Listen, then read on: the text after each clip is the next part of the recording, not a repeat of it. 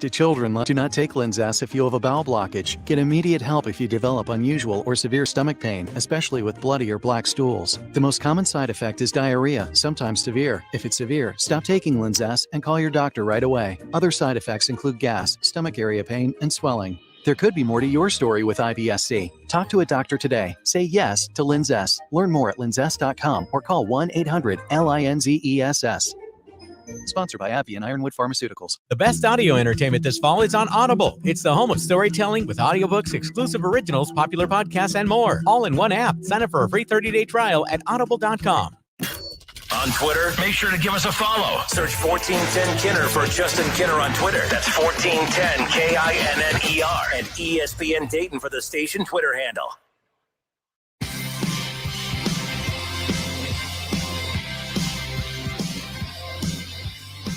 Justin Kinner, Kev Nash with you here on Dayton's ESPN radio station, 1410 Wing AM. Happy Thursday. I hope everyone has enjoyed their return to, as I always say, winter. It's that beautiful out right now, by the way. But I was out golfing earlier today, and it was absolutely freezing. Couldn't feel my hands. You know, you're not a golfer, but there's nothing more frustrating than when you're not having a good round, and then you get to the last three holes and you just start freaking piping it down the middle, and you're doing really well on the greens.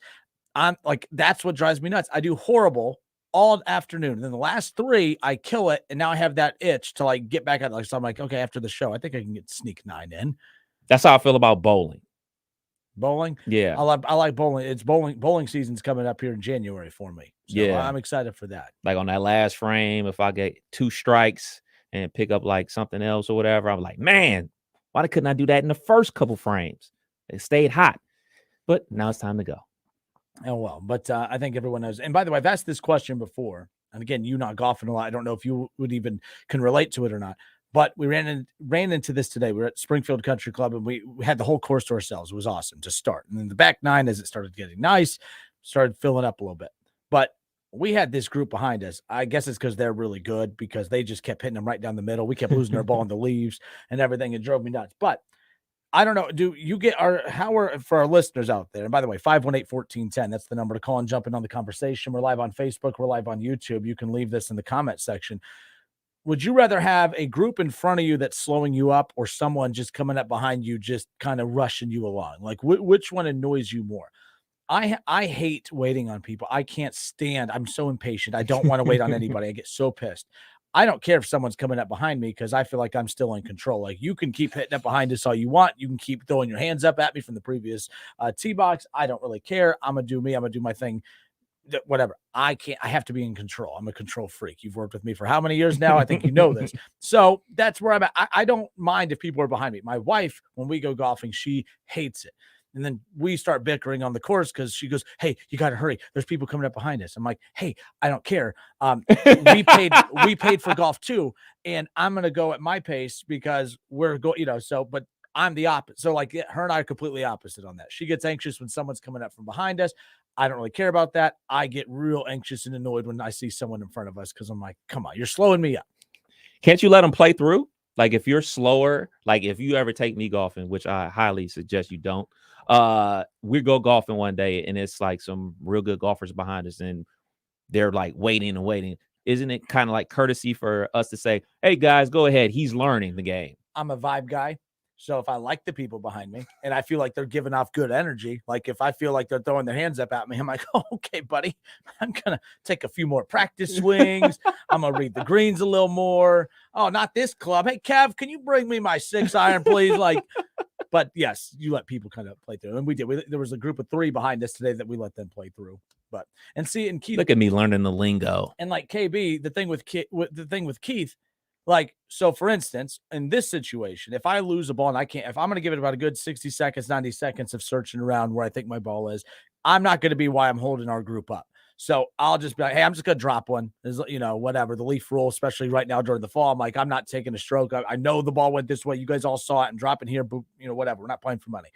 KB doesn't do that. He will look for 15 minutes for his ball. So he don't care. Like, we will all be sitting there like, Keith, you find your ball yet? Like, no. I don't like people waiting on me, but that's how I am.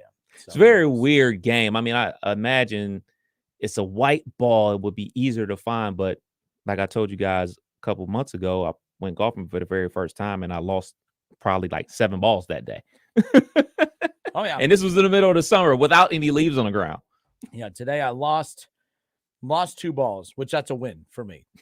That's a win for me. And it's not bad. I mean, every leaf you can imagine is just covering the ground. And shout out Springfield Country Club. They do a good job. They're constantly out there blowing off the leaves. You just can't keep up with it all.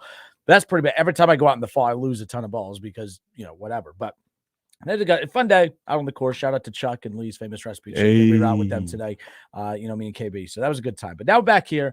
Now we get to talk sports. Now we get to, host Bengals fans' favorite show that they love to hate. So there you go. We're hanging out with you today. So real quick, some comments coming in on the Facebook page. Kev, Josh Maloney, he says it's a beer break. Let them go ahead. There you go. If y'all can't tell, I'm just not a very giving person. I'm just like, no, like I was here first. I was in first. I told you I was in first. No, to be fair, if we have a group of 4 and there's a group of 4 behind us, you're just waiting because I'm not letting a whole group of 4. Right. But if it's a group of 4 and you have 2, even 3, all right, fine, go. That's real. If you have a twosome behind you that's coming up, and then you don't let them through, and you keep that's messed up. Let them go through. If they toss you a couple adult pops, that's fair. I mean, now we're hanging out. Now we're having a couple brewskis on the course. I think that's fine. So Matt Sturgeon on Facebook says definitely people in front playing slow is worse than being pushed. So if you're just joining us, I threw out the question. I golfed today, and everyone's different when it comes to this. When you're on the course and there's someone slowing you down in front of you, or there's the jack wagon behind you that's just kind of like if you're in the middle of the fairway and all of a sudden you just hear that plop, the ball fall behind you when they're hitting off the tee box, knowing that you're right there. Like, yeah. That nothing pisses me off more. Like that happened, like not this time. I golfed last week when I golfed. Someone did that and I looked back, I about took their ball and just chucked it back out. I was like, hey, not your turn yet, bud. Here, you can have this right back. Like that drives me crazy. So I don't care about people behind me. That doesn't bother me whatsoever. But people in front of me drives me crazy. I'm not a very patient person, especially if I hit a good shot. And this is why I'm not very good at golf, because I rush everything. If I hit a good shot, I want to sprint to my ball and hit it again. Keith is very he takes his time. He hits a very good shot off the tee box. He lets everyone else go. He takes his time. That's why he golfs the way he does. And that's why I golf the way I do. I golf the way I talk. Boom, boom, boom, boom, boom, boom, boom, boom, boom. So there we go. Taking notes. Take notes from do what he does, Kenner. not me. Got it. So Matt says definitely people in front playing slow is worse than being pushed. I agree 100%. Justin Smith on Facebook says waiting keeps you from developing any type of rhythm. Hate it. Yes. Hate it. That's why today, and I don't argue with Keith Byers, whatever he says goes. But when he let the group behind us go in front of us, I was like, He goes, that fine? I'm like, what am I going to tell you no, Keith? Am I supposed to say no, Keith? Do what I say. Good. Yes, Justin, I agree. Damon Hahn says in disc golf, the way to make me have a bad round is to slow me down. Disc golf. What is disc golf? It's like with the frisbee. Is that what the frisbee one? They have like courses like set up now. Like that's becoming like more popular, right? Yeah. I played before. Maybe I'm terrible at that too. I played Beersby. What's that? You had the poles, and then you have to hit the pole. You have to knock the bottle off. You don't. Yeah, it's never heard of it. It's a childish collegiate game that we still think we're cool enough to play in our 30s. And hey, there you go. Do you, man? I'm not making fun of it. I really enjoy it. I enjoy a game of beer pong every once in a while. Beer pong, beer in the cups, water cup. No, the water cups. What do you do? Beer in the cups. Beer, of course. It's called beer pong. If we never got sick from that, this is why I thought we really overreacted to COVID, because I'm like, seriously, we all used to just reuse everyone's cups all throughout college. I mean, like. Actually, we gathered enough Cousin Vinny cups that was like our fine china. Like when people come over, we got the pink ones, we got the gray ones, we got the black Halloween ones. Like we still to this day, I hate to get rid of those. Like there's meaning to those Cousin Vinny cups from college. Quick question, not to change subjects or anything like that, but Halloween is falling on a Monday. Whoa! Are we celebrating on Monday, or are we dressing up tomorrow? We're dressing up on Monday. Okay, but I'm just saying, going into the weekend, that's where the adults about to get a little wild, a little crazy this weekend. So we got to get our Halloween costume for tomorrow. I don't have one. Or Monday. Well, then Monday. I'm gonna say Monday, so you have a couple more days. No, your damn mask. Where's my mask? Is it still in here from last year? You use the same mask every year. Exactly. Dustin Taylor says beer in the cups. Exactly. It's the way it was meant to be played. It's in the rule book. Richard Richard DeAndrea says, slow in front is the worst. I hit a guy's golf cart down the fairway when he told me to tee off. Did he tell you to tee off, or did he tell you did he use another letter in front of that one? I'm not really sure, Richard.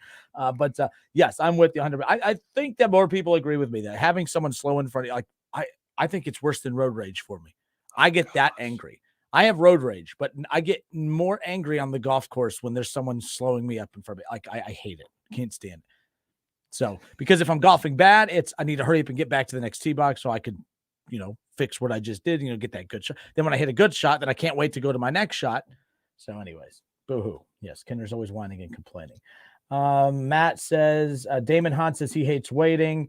Matt says getting hit into equals my foot wedge. So there's that. All right. 518-1410. That's the number to call and jump in on the conversation. Do we have sports to talk about today? I think there's some sports to talk about today. Let's see. While you were gone, some guy got mad at me because we were talking Jackson Smith and Jigba, and he got really sick and tired of that conversation. I said, hey, the only reason it got brought up is because our good friend Dave Biddle the other day tweeted out that, Ryan Day still said that, that he has no update on whether or not he'll play. And that's all I brought. Thought I made a Jesus joke in church. He just lost his mind. He was so upset with me. It's like, you're out of the top 10. Then he called everyone that was kissing my ass to be in the top 10. He called them a name. Oh, is it a name that we can say on the air? We have to wait till the mics are off. It's a name that I said in the air one time that got me in trouble, but you're still allowed to say it. But you're still allowed to say it on the radio, but it's frowned upon. So I'm not going to say it. All right, text me.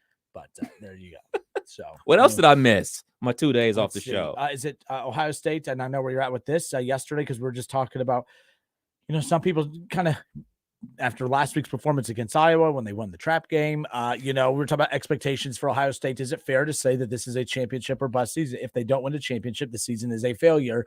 And of course, everyone kind of moved the goalpost a little bit. Well, not every year's a championship or bust, but this year is. And I said, no, I think Alabama always views them as a championship or bust type of program. There is no, this year I'm kind of worried about our defense, so it's not championship. I think you recruit to be a championship or bust program. I think it's fair to say Ohio State and Alabama might be the only two. Georgia's creeping up on that at this point with the way that they're recruiting.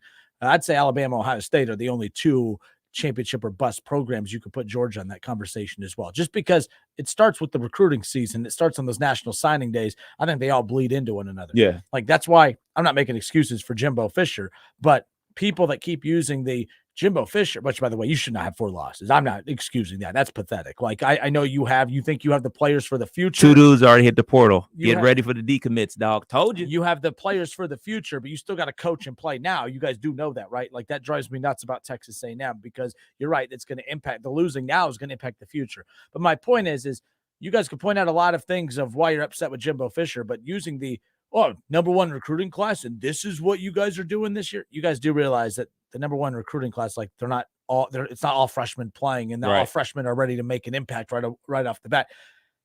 So for Jimbo Fisher coming up, I would say that if he is fortunate to keep his job, which he will, because it's Jimbo Fisher, right? I think he has like a $95 million buyout. That's more than what he paid for that roster. So he's whatever.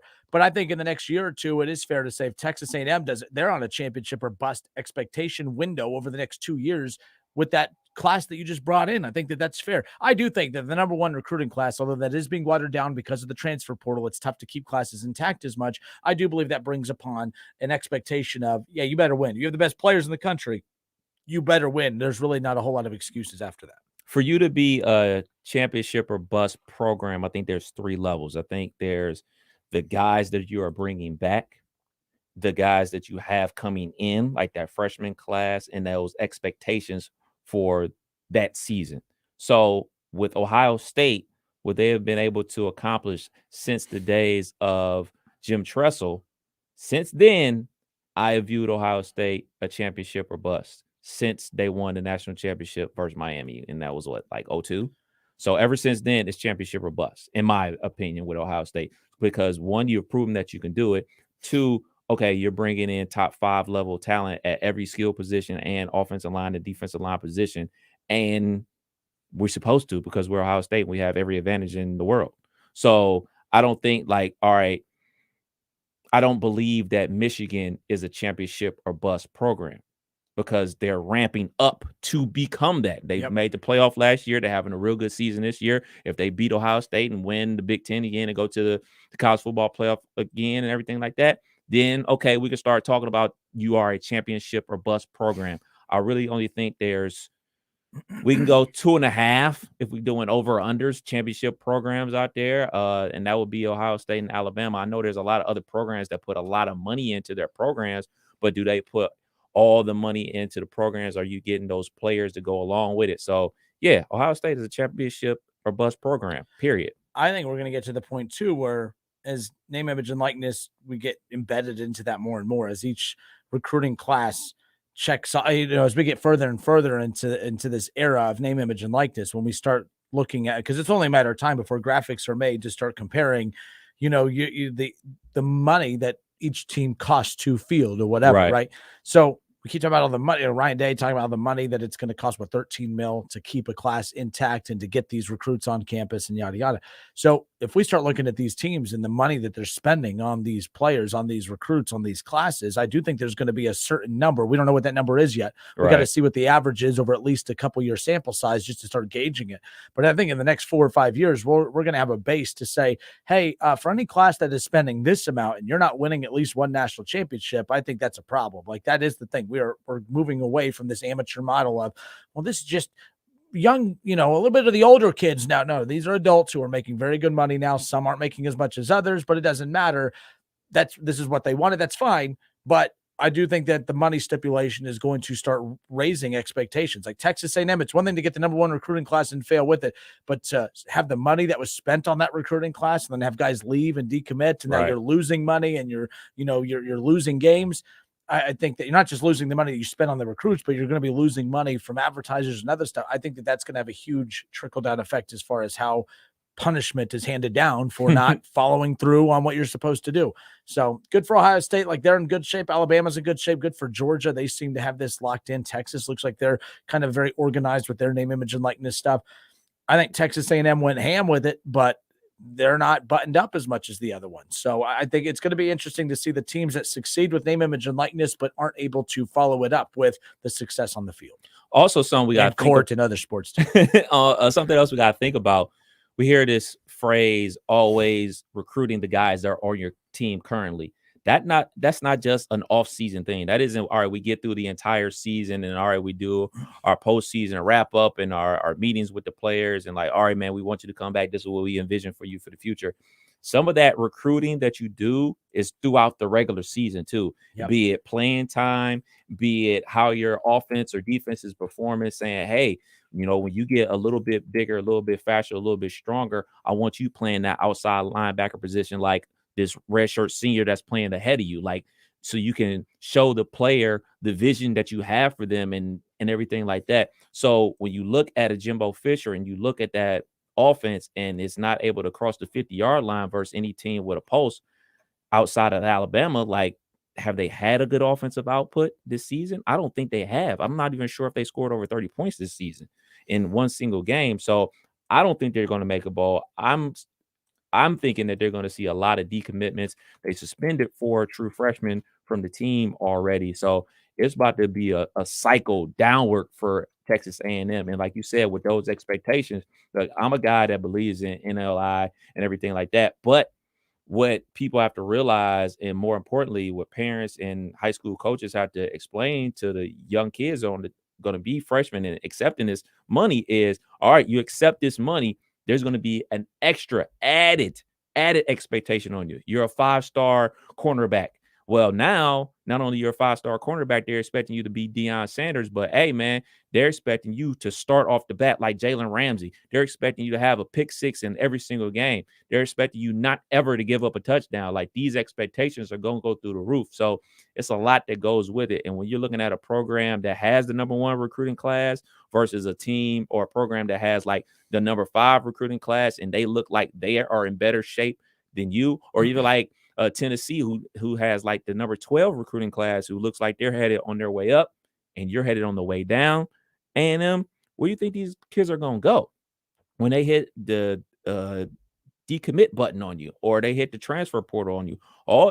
They're still super talented. They're still 5- and 4-star guys, But guess what? The school that came in second, they're going to get that call. Hey, coach, you still got room for me on the transfer? Hey, you got transfer portal for me? You got some money for me? I'm out of here. So you got to keep winning. And that puts the pressure more on the coaches than anybody else. Well, this is where the theory of, like, if Jimbo Fisher does keep this class intact, the majority of it, like 90% of it, I would say that throws a wrench in the idea that all these kids only went there because of, that they went there only because of, well, no, hold on. This would not throw that. What I'm thinking is, like, everyone that said, well, they only went there because of the money. If these players opt out and start transferring out, then clearly it wasn't just the money, because I worded that incorrectly. Let me reset that. The big theory is that these kids only went there for money. They only went there for money. My only big thing about that is that the money's out there no matter what. I'm not saying that every athlete, it's no matter what, but the vast majority of the kids that we're really talking about making the high-end dollars, if there's a kid making a ton of money at Texas A&M, the chances are that the same opportunities are going to be found in Columbus or found in Tuscaloosa or found anywhere else. So if for everyone out there that said, oh, they only went there because of the money, and that they're going to start opting out because of the losing, well, then that speaks to the kids who are saying, hey, I want to go somewhere and win. Mm-hmm. Because if all of these 4 and 5-star kids are having a chance to make money, it's not like there's only one school offering money while no one else is. Everyone's offering money, some more than others. But now we're going to start to see the kids go where they can win and make money. Exactly. And that's really what it comes down to as well. So if the kids choose to stay at Texas A&M, and maybe they don't care about winning, right? Like, maybe they don't, not really, but you know what I'm saying? Like, oh, that's just going to say, well, they don't care how bad the program is because, hey, they're getting paid. And maybe that will be the case. Maybe that'll keep guys there longer. Hey, don't give up on us yet. You're still going to be making this money. It could be that type of thing too. If I'm an A&M fan, I'm not worried about the defensive guys leaving because the defense is balling. It's the wide receivers, it's the running backs, it's the quarterbacks that I would be worried about. And I wouldn't be worried about the quarterbacks because the quarterbacks outside of Jameis Winston and EJ Manuel, I don't think a Jimbo Fisher quarterback has performed well in college, at a top tier level. So those guys, and we talked about this before about the wide receiver position, he hasn't had a 1,000-yard wide receiver since 2014. That's a long time ago, man. All right. So this is big time breaking news right here that could impact the Cincinnati Bengals long-term success here for the 2022 season. The Browns and the Bengals have a big game on Monday. The news I have could impact that matchup as well as matchups for the next 4 to 6 weeks. According to this tweet from Adam Schefter, it involves one of the Bengals' star players. This is not good news, Bengals fans. We'll talk about this on the other side. 518-1410. Let's talk some Browns Bengals when we come back.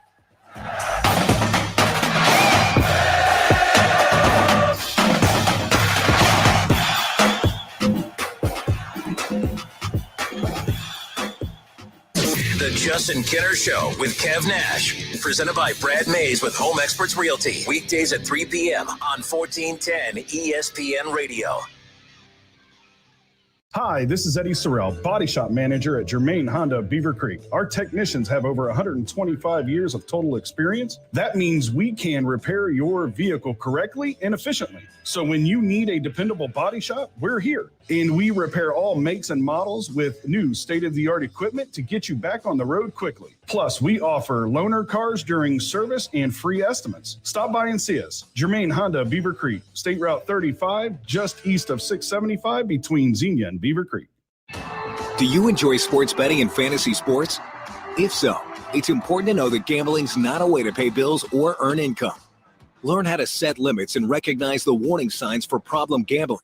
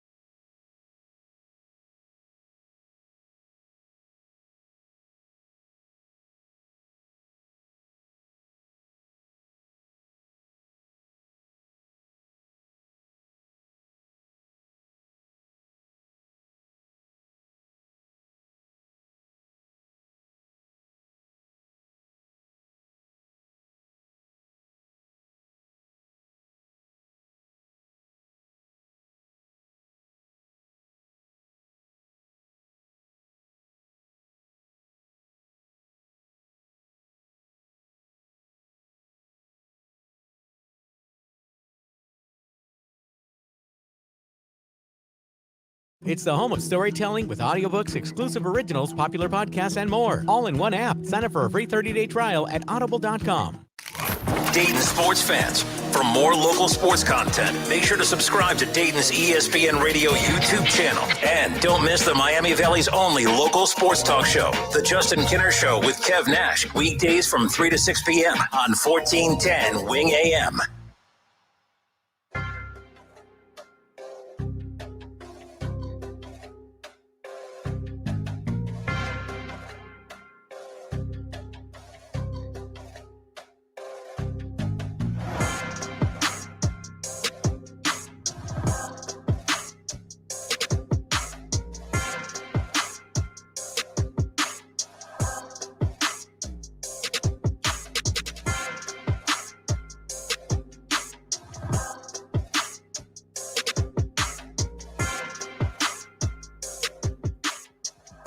We've all really been looking forward to that Browns and Bengals matchup on Halloween. At least Bengals fans have. I don't know how much I've been looking forward to it because the season for the Browns could come to an end, and the news I have now might actually help the Browns season move forward. But this isn't about the Browns. This isn't about anyone other than the individual involved. Bengals wide receiver Jamar Chase is dealing with a hip injury that is expected to sideline him for at least 4 to 6 weeks.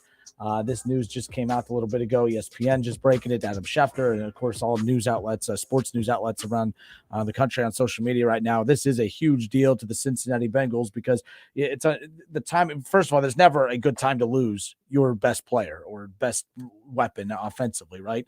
But then to lose him after the Bengals, who have been struggling offensively for the first month and a half of the season, they finally put together back-to-back games where the offense appeared to be clicking. And a lot of it appeared to be clicking because of the chemistry that Joe Burrow and Jamar Chase have. There's no doubt about it. I'm the biggest Bengals hater out there. I completely get that. However, even I can't deny the chemistry that those two have on the field is different than any other, I think, connection outside of maybe Patrick Mahomes and Travis Kelce and things like that. There's a lot of big-time connections in the NFL that, the chemistry between quarterback and wide receiver. The Packers, Aaron Rodgers and Devontae Adams had it before, of course, Devontae Adams with the Raiders now. But the point is I think there was no better quarterback wide receiver tandem in the NFL than those two right there. I could be wrong on that, but I think that those two are the best quarterback wide receiver tandem.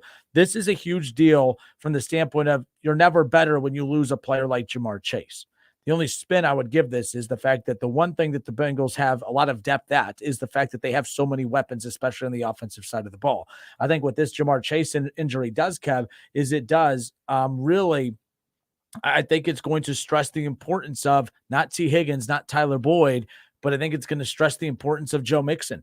I think that last year, with the way that offense clicked, I mean, the Joe Mixon, the top 5 running back, I think on the field and statistically, of course, the offense was a top 5 offense as far as explosiveness is concerned. Joe Burrow and Jamar Chase just killed it.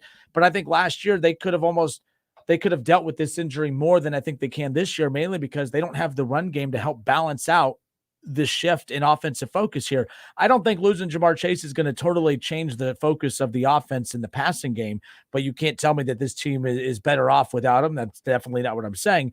And you definitely can't say it's not going to impact them. I think it's going to impact them. But the one thing that the Bengals have is, T. Higgins. I think T. Higgins right now, as weird as this sounds, this is a huge opportunity for him because I think we all know that the Bengals have 2 number 1 targets on their offense. Now T. Higgins gets to go prove if he's the number 1 target. And I think he is the number 1 target in this offense now that Jamar Chase is going to be out for the next 4 to 6 weeks. The only flip side to that is we could see T. Higgins play himself out of Cincinnati. He could play himself to the point to where you can't afford to keep T. Higgins and Jamar Chase. So there's a lot of moving parts to this. I don't like this, by the way, for you folks out there that are making dumb comments about, I'm sure Kinner's really happy about this. I am not, because if the Bengals beat the Browns on Monday, for one, I would have heard about it no matter what, but to lose to the Bengals without Jamar Chase is just going to be even more just nauseating to hear from all of you. So no, I wanted them healthy. I wanted him on the field. I wanted the Browns to beat this healthy Bengals team. They're not healthy. They're beat up. I'm not doing this I told you so thing, but all of last year, all of you argued with me when I said the Bengals, the reason I said that had a lot to do with the run to the Super Bowl was teams are lucky to stay healthy. It's the most physical sport in the country. No questions asked. If you are fortunate, and by the way, 518-1410, if you want to call and jump in on the conversation, you could do so. But if you are fortunate to stay healthy throughout the remainder of a 17-game regular season, Okay. You just hit the bell. Sorry, my ADD is in full force. But if you are fortunate to stay healthy during a 17-game season and not miss star players for a good chunk of time, you're lucky. Bengals fans got so mad at me last year because I said that they were lucky last year. They were lucky. You were lucky that Joe Burrow, Jamar Chase, T. Higgins, Tyler Boyd, Joe Mixon didn't miss any time last year. Right, Kev? Like that is lucky. You're hearing it coming from me, which of course maybe there's a slightly snarky tone, and that's fine. You can hear it that way. But the bottom line is I said coming into this season, the chances of the Bengals remaining healthy for back-to-back seasons with their dynamic weapons, that's not going to happen. Oh, Kinner, you're hating. You're just wishing. No, I'm not saying I have a crystal ball that I knew that this was going to happen, but it's not likely that a team stays healthy back-to-back seasons. It's just the Browns are fortunate in that 2016 or that 2020 run with COVID. The Browns were fortunate that year that they weren't really hit with a lot. They didn't have a lot of injuries that year. Everyone stayed relatively healthy. And that's why the Browns were as good as they were. And then the next year, I kept saying, man, they're only going to be better. They were worse. And they were worse because they went through stretches without an entire offensive line. They went through stretches without an entire defensive line and secondary. They had a backup, or they had a Baker, which is backup now. Baker Mayfield, playing with the bum shoulder all year. Everything that can go wrong for the Browns last year, well played, went wrong because of injury, because they weren't injured. They weren't healthy 2 years in a row. It's not likely. It doesn't happen often. I'm not saying I'm happy this happened, but this is what happens. Now we're going to find out just how good Joe Burrow is without Jamar Chase. This is going to have a huge impact on the AFC North, Kev, especially tonight. I'm going to keep an eye on the Ravens. The Ravens are like, oh, this is a big break for us. The Browns are thinking, oh man, now we have another, we haven't won anything yet. But it's going to be a lot easier to beat the Bengals without Jamar Chase than what it would have been with them. So I think what this does is I thought the Bengals were ready to pull away and run away with the North because I'm not buying into the Ravens and the Browns 2-5. But man, if the Ravens get a win tonight and the Browns get a big win on Monday night, all of a sudden the AFC North it's just wide open once again. This is very impactful, not just on the Bengals, but on the AFC North as a whole. Huge. So for the Cincinnati Bengals last year, everybody goes through injuries. It's just a matter of who those injuries are going to come to. So last year, Joe Burrow played a ton of games. Jamar played a ton of games. T played a ton of games. Boyd played a ton of games. The offensive line is where they got their injuries. So we never saw their offensive line at full strength because they were banged up. So part of the reason that their offensive line was so bad is because they were playing backups. So automatically your reasoning or thought process is, all right, we had backups on the offensive line. We upgraded the offensive line. That can't happen to us 2 years in a row where our offensive line is going to not only be garbage, but beat up and playing backups. So you're expecting that jump. But this is football. Dudes get hurt every single play. Every single week, somebody's out. And now it's their biggest offensive weapon in Jamar Chase. So the reason this is such a big deal outside of him missing 4 to 6 weeks is T. Higgins has had 2 concussions early in his career. So they say once you get one, you get another one easier and easier. So you mean to tell me that halfway through the season, we're expecting him not to have any more concussions? I'm not wishing it on him. That's terrible. I'm not wishing injuries on anybody. But the simple fact is, if Jamar is out 4 to 6 weeks, and T. Higgins, knock on wood, gets another concussion, and especially with the way concussion protocol is now, if you get dinged up, they are not giving you that helmet back. These teams are not about to be out there like that. And for the Cincinnati Bengals and a lot of the teams across the league, they're not taking that risk to say, nah, dude, you're just going to have to sit down. So you mean you go to roll out there with Tyler Boyd, some dude named Trent Taylor, Stanley Morgan, Mike Thomas, and not the Michael Thomas that played at Ohio State. You about to roll out there with those guys? I don't think that's what the Cincinnati Bengals wanted. And this injury is huge for them because, much like yourself, I thought the Cincinnati Bengals were gearing up to run away with the North. I think they were about to start scoring points left and right, big explosive plays again, but this dials things back for me. I'm very interested to see what the line is going to shift to minus Jamar Chase, because I believe the Bengals were favored by 3.5. Did it go up to 3.5? It was at I thought I saw it at 3.5 on Monday, but I'm not sure what it. I guess I can look. No, you're good. So on the ESPN line, yes, that had that. as far as that being a 3-point line. And we'll take a look. Maybe it's impacted. I mean, the news just broke. Right, so right. We'll see if it had, what kind of immediate impact that it had on that. So, no, you are right. So that line shifted. The Bengals, it was a 3-point line yesterday. And then so today it's to a 3.5-point line for the Bengals. And that line had shifted before the news of the injury. So I think that comes down a point, Kev. I think that the Bengals are still going to be favored. I think that, but then again, this isn't just Jamar Chase, folks. Trey Hendrickson, although he hasn't been ruled out for Monday, they're keeping an eye on him. Yes, a neck thing, right? There's a lot of guys right now that are being looked at for the Cincinnati Bengals. I'm not gloating. I'm not doing the whole I told you so thing. All I'm saying is it's very difficult. It doesn't happen often. Look at the Buccaneers. They have not been the same since that very first year. Remember, this year they come in with Jensen being out. Like they win that Super Bowl. Everyone stayed healthy that year. Right. Like everyone was healthy.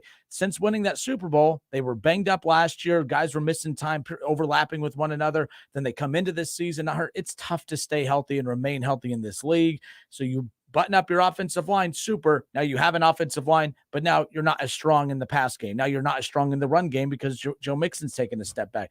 This is why I laugh. And I learned my lesson that, by the way, I thought, man, if the Browns did the 7 wins from 0-16 to 7 wins with Baker Mayfield with limited weapons, what are they going to do when they add weapons? Nothing is ever that simple. It's never as simple as what we think. As far apples as and oranges. Yeah. So that's all. Like this game, this league is tough to win in. It's hard. And now it's going to be even tougher. I know, Bengals fans coming at me now. Oh, they still have 2 number 1 wide receivers and an elite running back. No, you have T. Higgins and Tyler Boyd, who, by the way, the reason that they appear to be really, really good is because of Jamar Chase being on the field. T. Higgins, we're going to find out if he's truly a number 1. We don't know if he's a number 1. We'll find out if he's a number 1 because that's how good Jamar Chase is that Jamar Chase is so good that it makes – that's why Tyler Boyd's so wide open have to take because you can't defend all 3 of these guys at one time. They're going to be a lot easier to defend now that Jamar Chase is not on that field. And that's not just for this matchup with the Browns coming up. This is moving forward. The Browns don't have the best defense in the world anyway, so I'm sure they'll still find it. They let a third-string quarterback for the Patriots throw for 300 yards on him. So, look, I'm not sitting here saying that the Browns are definitely going to do this on Monday. All right, here we go. Next 4 games. We'll do 4 games. At Browns, Carolina, at Steelers, at Tennessee, Kansas City, Browns, Tampa, at New England, versus Buffalo, versus Baltimore last week of the season. So that's the remaining schedule for the Cincinnati Bengals. At Browns, Carolina, bye week, at Steelers, at Tennessee. So right now, just the reaction, Dustin Taylor on Facebook says, not good. Kinner probably put a hit out on him. I don't have those connections, dude. You got the plug. Logan Ferris, why, God, why, he says. Dustin Taylor goes back, going to see if Higgins and Boyd can step up, still going to win the North. I mean, nothing is guaranteed right now. That's a silly comment. I mean, you could feel, you know what? No, it's not a silly comment. You're confident. That's great. You should be. But you lost Jamar Chase. Like, this is a top 5 wide receiver in the league. You can't tell me that losing Jamar Chase, you're going to be fine. You look at the Kansas City Chiefs. Yes, they lose Tyreek Hill and don't miss a beat, but they also have, Travis Kelce. I don't think T. Higgins is Travis Kelce. I know it's 2 different positions, but I don't think the impact, like Travis Kelce's impact on the Chiefs, is drastically more than what T. Higgins is to the Bengals. And I think T. Higgins' value is supplemented also by the fact that, it's enhanced, I should say, because of the impact that Jamar Chase has being on the field. Together, I think they are we're going to learn. Perfect combo. Yeah, those trio are perfect for each other. Yes. You have a tall 6'4" receiver, the prototypical 6'4" receiver that can go make contested jump balls and everything like that. And then you have a wide receiver that's built like a running back in Jamar Chase, who can be super explosive, go across the middle, break tackles, and take something 80. And then you have the prototypical slot receiver in Tyler Boyd, who's going to be tough enough to make those catches amongst linebackers and everything like that. They're the best trio in the NFL. But now, without one, the other's going to have to step up. And does that mean, like, okay, we're going to roll Boyd over to the number 2 slot, or are we going to keep him working in the slot and then bring in Mike Thomas to run the Jamar Chase routes and everything like that? Can he do the Jamar Chase routes, or are we going to flip-flop the positions? So it does add a lot of questions. For me, if I'm the Cincinnati Bengals, I'm going to put the tight end Hurst in those slot positions instead of Boyd, because he's already working in that Boyd area anyway. And Hurts isn't bad. He's he's good. He was good with Atlanta. They got Pittman, who was younger and the best prospect at that position in quite some time. So I'm looking for his production to go up. Matter of fact, let me see if he's available on fantasy. Yeah, you have a couple days to kind of iron that out. So Dustin Taylor says it's going to make Higgins' life harder drawing number one receiver attention. Oh, absolutely. Yeah. Like, look, by the way, T. Higgins is a great receiver. I'd kill to have him in the Cleveland Browns. Like, I'm not downplaying Higgins as far as what he brings to the table. He was very good in his rookie year without Jamar Chase. But again, who is T. Higgins without Jamar Chase? I don't think it's fair to say we know who it is because his rookie year he did blank. That was totally different. I mean, as a rookie, we don't know who he is yet. We're going to learn about T. Higgins. Now, Shaw is repeating something that I said a little bit ago when he goes, imagine if T. Higgins does go off, it means the Bengals will have to pay more. This is one of those double-edged swords. Like, you're really counting on T. Higgins stepping up and just going off and being a massive star over the next couple of weeks. But if he does that, he's basically playing himself out of Cincinnati because there's no way that the Bengals can afford to pay Jamar Chase, T. Higgins, and Joe Burrow and keep Hendrickson and keep the defense intact and keep that offensive line intact. There's just no way. So nonetheless, Dan on Facebook says, I think there's still a way. I mean, people aren't going to like this, but I mean, Tyler Boyd's going to be the odd man out. And so probably is Joe Mixon going to be the odd man out. Oh, well, Joe Mixon, I wouldn't keep Joe Mixon anyways. He's already showing signs of regression. Tyler Boyd, he got that last big contract years ago. I don't think they're going to re-up on him. I think that the goal is to build around Joe Burrow, T. Higgins, and Jamar Chase. But to do that, I mean, we're talking, look at the higher end. I mean, if each get 20, you're going to have $100 million put into just 3 players. That's tough to do. Tough to do. But we'll get to that bridge whenever we cross it. I mean, that's off-season talk. Yes. So, no, Shaw, he's saying, sorry, I repeated. I just turned the show. No, you didn't do anything wrong for once. I was just saying. What do you mean you just turned the show on? Yeah, what the hell, man? We've been on for, an hour. But, all right, 518-1410, 518-1410. Kev, who's up? We got Chris, line 1. Chris, thanks for holding, sir. How are you? I'm all right. How are you guys doing? Great. It's Chris Brown. I've called in a couple times. I know you guys sometimes you remember me, sometimes not. With a name like Chris Brown, trust me, I remember who you are. Right. Well, I didn't do that, I swear, no matter what they say. But to echo a little bit of what you guys are saying, I agree with the whole situation. And what you brought up about his concussion, Kev, is very poignant because think about it. Concussions have been a big deal for a couple of years now anyways, if not longer. But with the Tua situation, they've made it even more prominent. Like, everybody's going to be on their toes because they don't want him going out there and getting hurt again by, incidental contact, something happens across the middle, things of that nature. And with, like, I was sitting here thinking about listening to you guys talk, the Browns defense is not going to be the secondary is not going to be able to stop them very much. The only hope we have is that Myles Garrett decides to go at it and just get 6 sacks, but I don't know if that's going to happen either. But from the aspect of, like you said, with T. Higgins, is he going to fall into a Jadeveon Clowney situation? Remember, Jadeveon Clowney was great when he played with J.J. Watt. And then he went to be on his own, and he wasn't the same. And then now he comes back, he's got Myles Garrett, he picks up his production.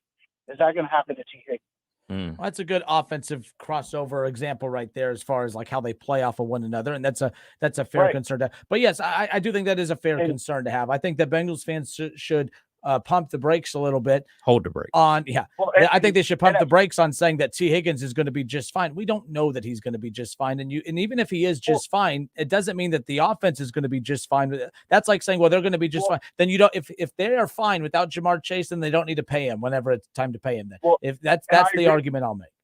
I agree with that. Don't get me wrong. My fiance, I'm getting married tomorrow, so she just surprised me that we're going to the Browns and Bengals game for our honeymoon. Wow. And then Jamar Chase news, and I'm like, oh, wait. And then I'm like, wait, it's still the Browns. We're, I love my team, but, you're a Browns fan, you get it. Like, there's still that. Congratulations on the marriage, by the way.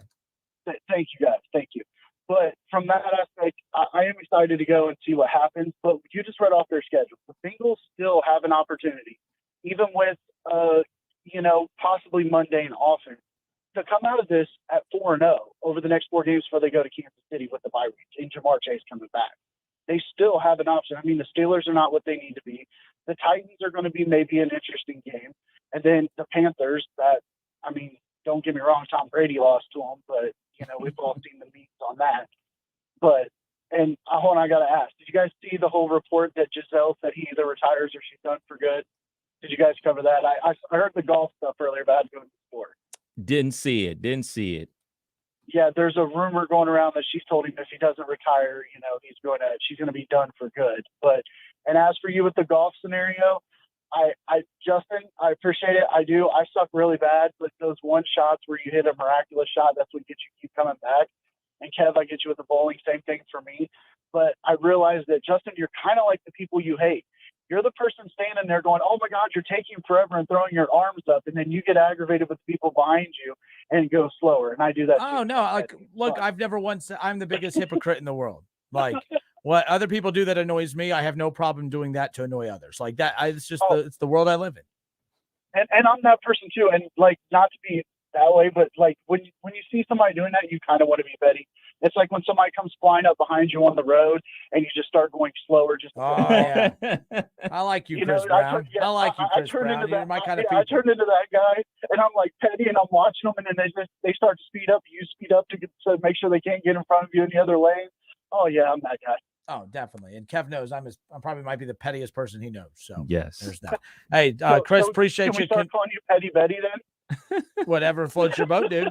Hey, congrats on the wedding, and I think it's cool that you're going to be showing off your rings to a team that couldn't win one last year. Am I right? Thank you very much. Oh, yes, very, very much so. Thank you. Have a good one, guys. Adios, man. 518-1410. That's the number to call and jump in on the conversation.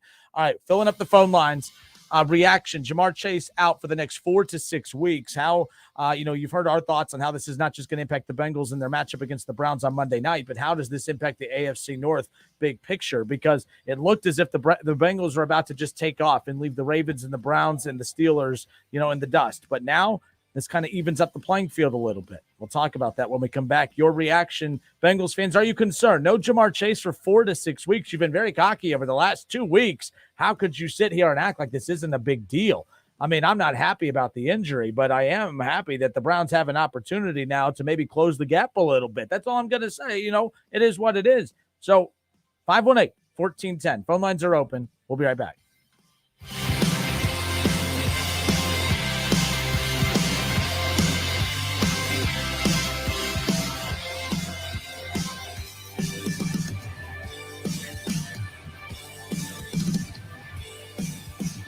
It's the Justin Kinner Show with Kev Nash. Justin, you're awesome, baby. Right here on 1410 ESPN Radio. Justin Kinner back with you here on 1410 ESPN Radio. Get ready, Ohio. FanDuel, America's #1 sportsbook, is coming to the Buckeyes state. And to kick things off, you can get started with $100 in free bets as an early sign-up bonus. Plus, when you sign up today, use my promo code Kinner, KINNER. Then you will be all set for when FanDuel goes live in Ohio. Then you can bet on all of your favorite teams and all of your favorite sports with $100 in free bets. I think that's pretty cool. All you got to do is download the app. When you register, you use my promo code Kinner, my last name, KINNER. And then you're going to have $100 in free bets waiting for you in your account when sports betting goes live here in the state of Ohio. Just download FanDuel's top-rated sportsbook app. It is safe, it is secure, and it is super easy to use. Come on, Dayton, this is your chance to get in on the action. Use my promo code Kinner when registering your account today, KINNER. Have $100 in free bets waiting for you. Come on, it's a heck of a deal. Make every moment more with FanDuel, the official sportsbook partner of the NFL.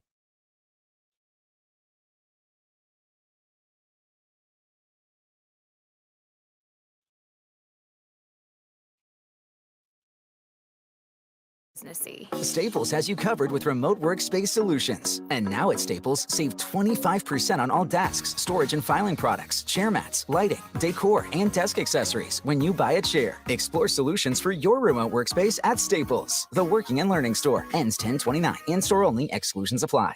Don't put it off any longer. You know it's time. Time for a bathroom upgrade by Bath Creations. Bath Creations is a leader in bathroom renovations, providing the very best value in bath and shower remodeling, and proudly made in the USA. With Bath Creations, you get a beautiful modern bathroom that's safe, comfortable, and affordable. Attention first responders, veterans, and active military. Save $500 off your purchase right now. Visit Poe Avenue in Dayton or online at mybathcreations.com. And upgrade today.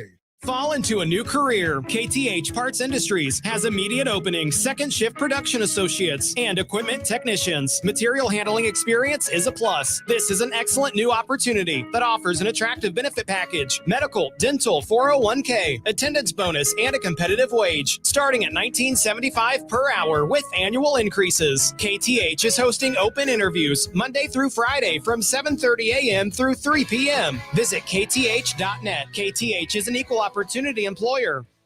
Lee's Famous Recipe Chicken is excited to announce their new delicious spicy bourbon chicken sandwich is here. It's the best of both worlds. Their spicy bourbon dippers that you love brought into a sandwich you'll crave. It's made with their famous spicy chicken sandwich, smothered in their special bourbon barbecue sauce, dripping with flavor on a brioche bun. Enjoy it in a combo with your favorite side and a drink, priced just right at only $6.99 and only available at Lee's Famous Recipe Chicken Miami Valley locations. Lee's, famous for spicy bourbon chicken. With Mucinex DM, it's not cold and flu season, it's comeback season. Buy Mucinex DM to get cough and chest congestion relief for 3 times longer than 4-hour cough and chest congestion medicines. 12-hour relief from just 1 dose. Use as directed. Ohio, DraftKings Sportsbook is coming. To celebrate, all new customers will receive $200 in free bets. Plus, 5 lucky customers will win a $100,000 free bet. That's right. DraftKings Sportsbook is giving you $200 in free bets just for signing up today. No deposit required. Plus, you'll be entered to win a $100,000 free bet when you sign up. Download the DraftKings Sportsbook app and sign up with code WING1410 to get $200 in free bets to use once mobile sports betting hits Ohio. Plus, 5 customers will win a $100,000 free bet only at DraftKings Sportsbook with code WING1410. Gambling problem? Call 1-800-589-9966. 21 and up. Physically present in Ohio. Eligibility restrictions apply. See terms at DraftKings.com/sportsbook. Subject to regularity licensing requirements. 1 per customer.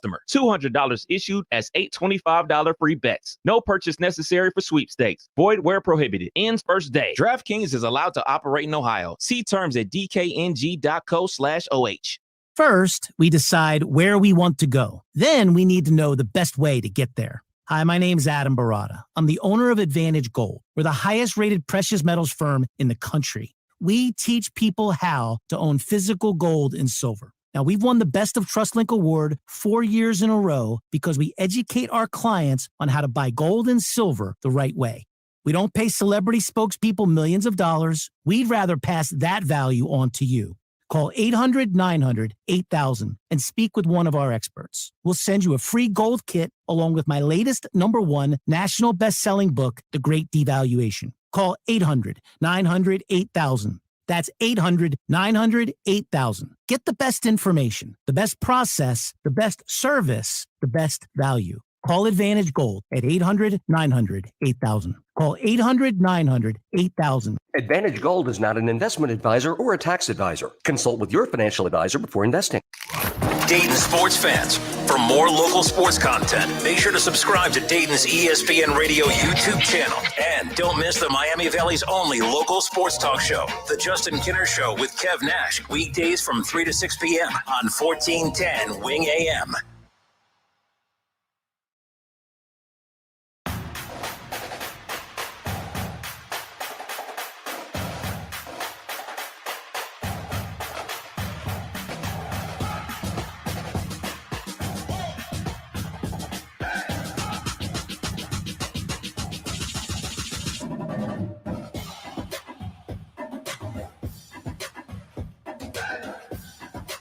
All right, and we are back. Justin Kinner, Kev Nash with you here on Dayton's ESPN radio station, 1410 Wing AM. Big news out of the National Football League and big news here locally, of course, as we're, of course, reacting to the Bengals news that Jamar Chase is expected to be out for 4 to 6 weeks with a hip injury that, of course, he picked up during this win against the Saints just a couple weeks ago. So that's an injury. I forgot about that injury against the Saints. And then, of course, he came up hobbling a little bit and left the game right before halftime this past week against the Falcons. So while the Bengals got the 2 biggest wins of their season the last 2 weeks, they may have picked up their biggest loss of the season, missing him for 4 to 6 weeks. That's a long time to be without their top wide receiver. Now, T. Higgins, this is the interesting thing. We've yet to see who Joe Burrow is without his #1 target. Now, you could argue that T. Higgins is as good of a #1 target, but T. Higgins is not a top 5 wide receiver in the National Football League. Jamar Chase is. So you're not going to convince me that T. Higgins is as good of a, you know what I mean? That he's just going to step in and everything's going to be as smooth. That's not the case. In fact, I know that's not the case because I was told after T. Higgins' rookie year that the Bengals needed a wide receiver so desperately that that's why they picked an offensive lineman in the first round of the draft that year because, hey, they had to have a wide receiver. He had no weapons. He needs help. But now you want me to believe that the same receiver that had a very good rookie year, who wasn't good enough for them to feel confident to not pick a wide receiver in the first round of the 2020 draft or 2021 draft, now all of a sudden you want me to believe that, well, Jamar Chase out 4 to 6 weeks is not going to have an impact. You can't have it both ways. That doesn't make any sense. But here is T. Higgins' stat line in the one season that he did have without Jamar Chase. Of course, that was the 2020 season. Joe Burrow was the first pick for the Bengals in the 2020 draft. And then, of course, T. Higgins was their first pick in the second round of that season as well. So that year, he was targeted in 2020 108 times. He started in 14 of the 16 games. He finished with 908 yards, Kev, and 6 touchdowns. Now, I don't think it's fair to use that season as a talking point, mainly because yes, the offensive line's been bad. It's not as bad now, but it's still pretty bad. But the offense was not the same 2 years ago. Right. He was a rookie wide receiver. He was their number one target, and he is better than he was as a rookie. I completely get that. But I don't think we've seen enough of him alone to sit here and say that, oh, the Bengals are just fine without Jamar Chase. We know how good those two are together. Right. And to tell me that him not being there for a month and a half is not going to have an impact on this offense, an offense, Kev, that has been struggling all season, that has just now found its way a little. Joe Burrow's really, really good. I don't think this offense is going to disappear by any means, but I don't think they're going to dominate over the top as much as what they've been doing, especially in his absence. Oh, absolutely. I mean, anybody or any team that loses a top receiver like Jamar Chase is going to be an adjustment. Now it's up to the coaching staff to adjust to playing football without him, and that's their job. So, yeah, the double coverage that Jamar Chase got majority of the season, that's why T. Higgins was able to operate with one-on-one coverage. So he's not going to get doubled every single time. That's impossible to double a wide receiver every single time. So, you have to pick your shots. And when you get those one-on-ones with him, you take your shots with him. So, yeah, the offense is going to take a step back a little bit and is going to have to adjust to being without their number one guy. I mean, the offense is really built around him. Everything that they do is built around the fact that we're trying to get him the ball. And when they take him away, we're going somewhere else with the ball. So it's an adjustment. All right. Dustin Taylor says Kinner should be happy Chase is hurt. No, I'm not happy that a player is hurt. Knock it off. Like that's silly. If it appears that I'm, enjoying this, I'm not enjoying it. I enjoy mocking those who have this delusional mindset that this isn't going to have an impact on the Cincinnati Bengals. Like if this has no impact on the Cincinnati Bengals, by the way, then Jamar Chase should not get paid. Like that's the thing. Like you are paid for the value that you bring to the table. Like you have to be a talent that the team cannot survive without you. And if they just continue just piling it on teams and they're so good without him, then he doesn't need pay. Does anyone think that he's not going to get paid? Does anyone think that it's not going to have an impact on there? Apparently some of you guys do, because it is what it is. Dan Flouty on Facebook, Kev, says Bengals will be a 3-point favorite against the Browns, 10 against Carolina, and 5-6 against Pittsburgh, and probably a point underdog against the Titans. For one, a 3-point favorite. They were a 3-point favorite over the Browns with Jamar Chase. It moved up to 3.5 points earlier today. They're probably going to come down to a 2. Yeah. To sit there and act like, oh, it's got 3 points. It's not going to have an impact on the line. I honestly thought, for as good as you guys think that the Bengals are, I honestly thought that the line, a 3-point line, was actually kind of shocking, to be quite honest with you. I thought for sure, Kev, that the Bengals would be like a 6-point or a 6.5-point favorite over the Browns with the way the Browns have looked to start the season and the way that the Bengals have looked. Vegas had them as only a 3-point favorite. And you think it's going to stay at a 3 because why? Take the goggles off, guys. Like, it's okay to say that, yeah, this is a concern. Someone brought up Odell Beckham Jr., by the way. Wouldn't that be something? But if you're bringing in Odell Beckham Jr. to replace Jamar Chase, I hope it happens. I'd get a kick out of that. All right, 518-1410. Let's go to John. John, thanks for holding. Kick us off, sir. John A. All right, we'll go to Brandon. Brandon, you're up next, sir. Hey, what's going on, guys? How you doing? Another day in paradise, man. Are you a Bengals fan? Oh yeah, who day all day. So how concerned are you right now? Again, I'm not saying like you need to be like depressed or anything. This is a concern, but it seems like you're still pretty upbeat. How do you feel about this injury news? Well, I think there's a lot of facets you got to look at with this injury. One, are the Bengals even going to continue playing the same the way they have the past 2 weeks in which the offense has opened up, and they've been under shotgun for 95% of the plays the past 2 weeks. And without Jamar Chase, are they still going to do that? Defenses aren't going to cover him the same way. They doubled Jamar Chase crazy this year. So, I mean, one, what are the coaching staff going to do? And then two, you look at, all the good teams going out and acquiring pieces. Chiefs just traded for Kadarius Toney. Yesterday, the Eagles made their trade.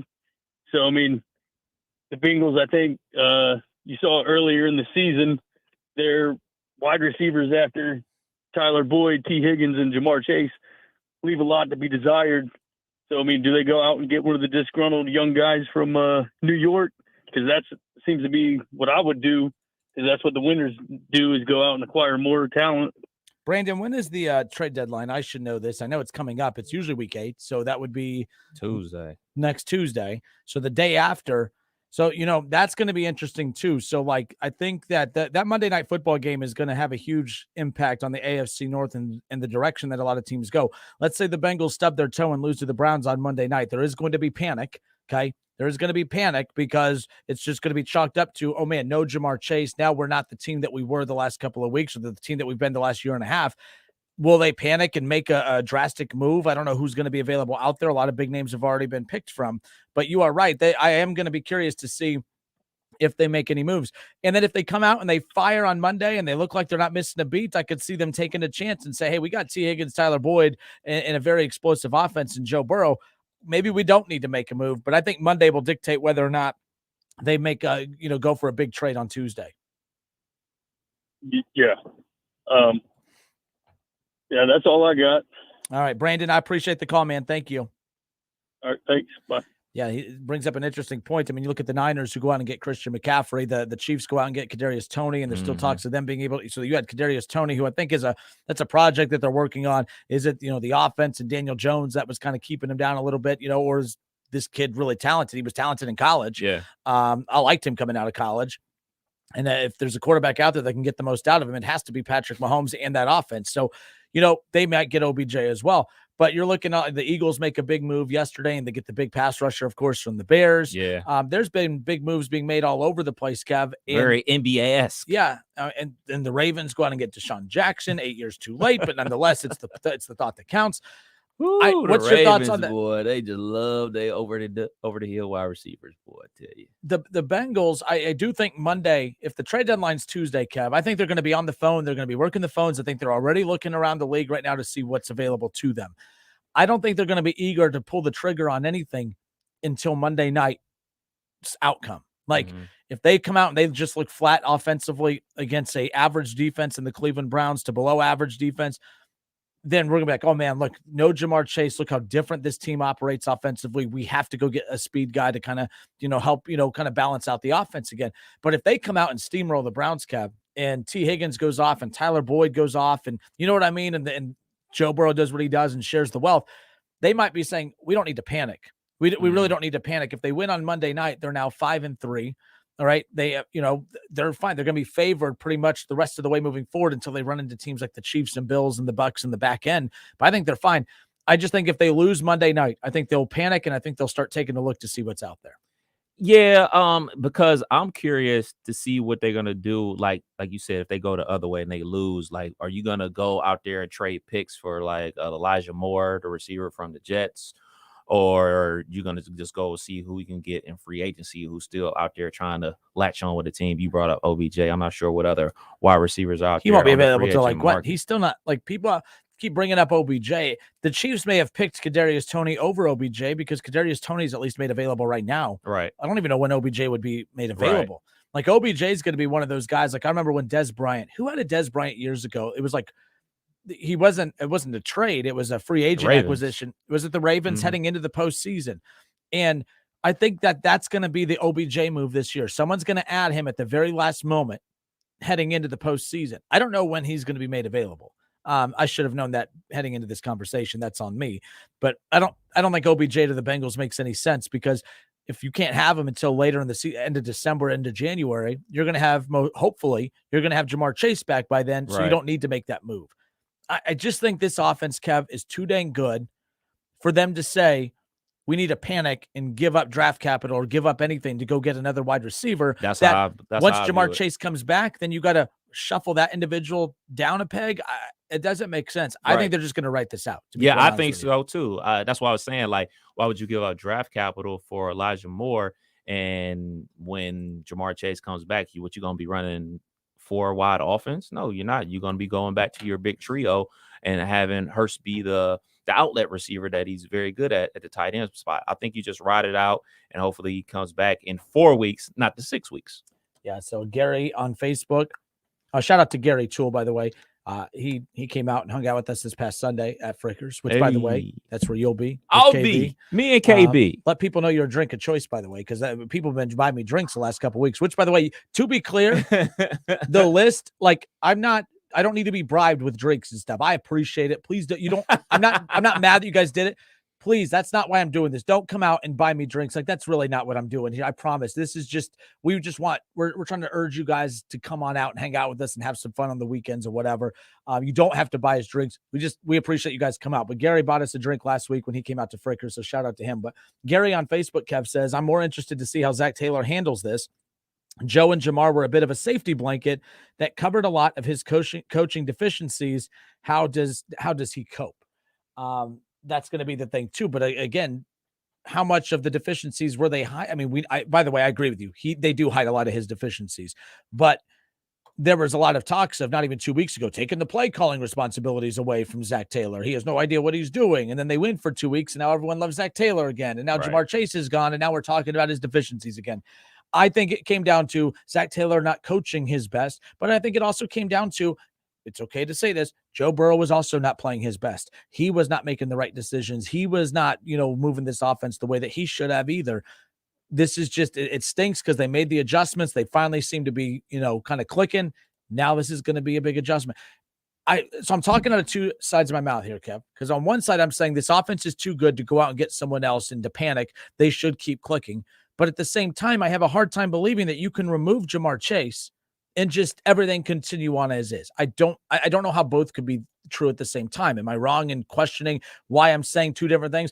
On one hand, I'm saying, hey, they're fine. Yes, Jamar Chase, that's a big blow, but you got T. Higgins, Tyler Boyd. This offense is too good.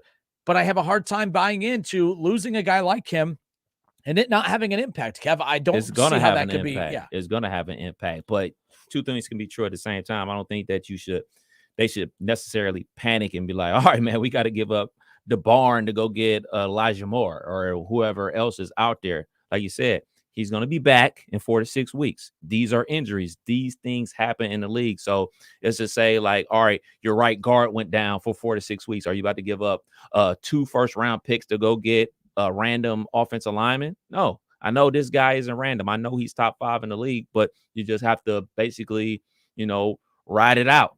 And hopefully in these 4 to 6 games, you win, 3 of them. So here's another narrative I'm getting tired of, by the way.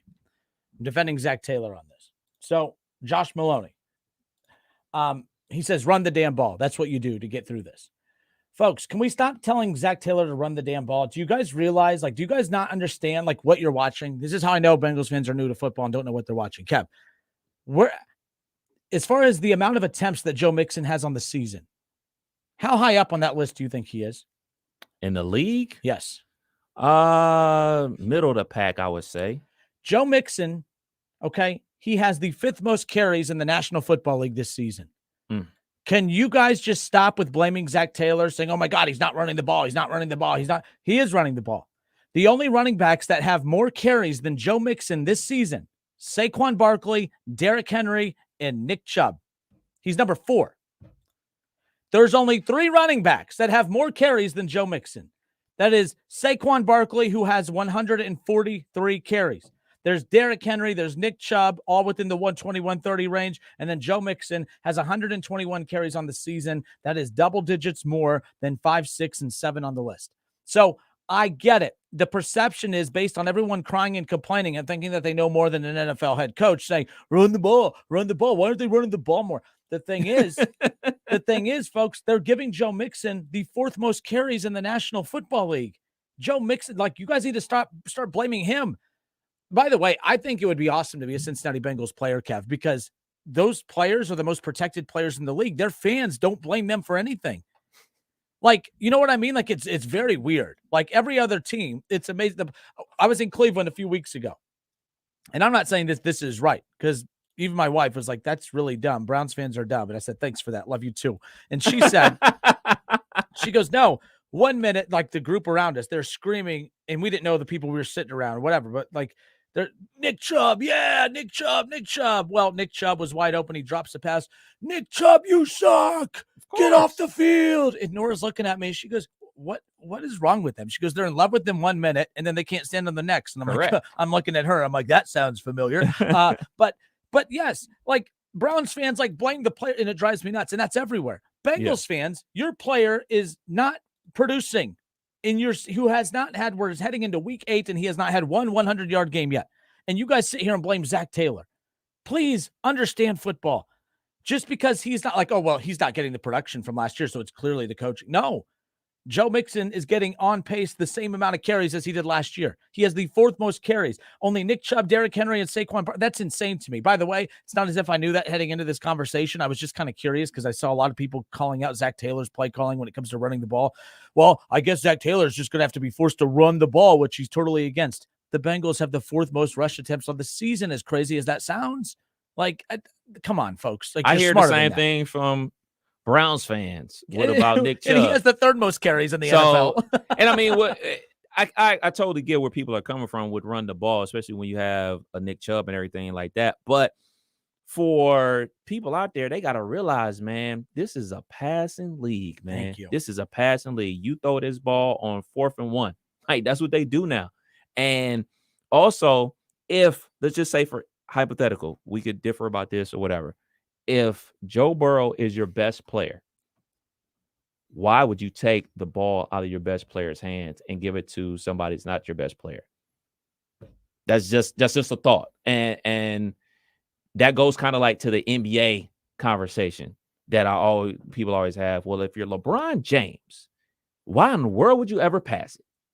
Like, and I try to tell people, like, even if you have a wide open 3-point shooter, whatever. Yeah, exactly. So in that aspect, why would you take the ball out of your best player's hands to make the decision? Look, we look at Joe Burrow's first game of the season versus the Pittsburgh Steelers, where he threw 3 or 4 interceptions, whatever. He's only thrown 2 since then. So he may not been playing his best football, but he's been taking care of the football at a better pace, obviously, than the first week of the season. So, you know, throwing the ball a lot with him got you to the Super Bowl. Well, yeah. And then, yeah. I mean, look, we're going to find out. And look, and that's the other thing, too. You guys keep saying run the ball, run the ball, run the ball. Big picture thing here to think about, like, and this is what's going to be interesting, too, about the Browns moving forward with Deshaun Watson, the quarterback, not the person, just they have so much money piped into their quarterback. I have a hard time believing that the Browns are going to be a run-centric team moving forward, because you can't be a team that pumped in $50 million guaranteed to a quarterback just to keep turning around and handing it off. And I think that that's something that the Bengals are going to run into eventually too, Kev. Let's say the Bengals find the cash to keep T. Higgins, Jamar Chase, and Joe Burrow. You're going to pay $100+ million a year to 3 players, and you're still going to have fans say, hand it off, hand it off, hand it off, hand it off. If I'm paying those 3 $100 million plus combined a year, oh, we're passing the damn ball. It drops back. Well, yeah. It'll be like that Purdue game Ohio State had 70. When Deshaun, when Haskins had 73 pass attempts. RIP, Dwayne Haskins. But yeah, I'll be dropping back a ton as well. All right, folks. It's the Justin Kinner Show with Kev Nash. Brian Hetzel on Facebook. Whoever says that losing Chase doesn't hurt is either lying or stupid or both. Well, I've never been known to call my listeners names, but Brian, yeah, like it's amazing to me. Like by the way, I feel like I've handled this pretty well. I've not come on here trolling or anything like that. We are literally having a conversation about how this is going to impact the Bengals and the AFC North as a whole.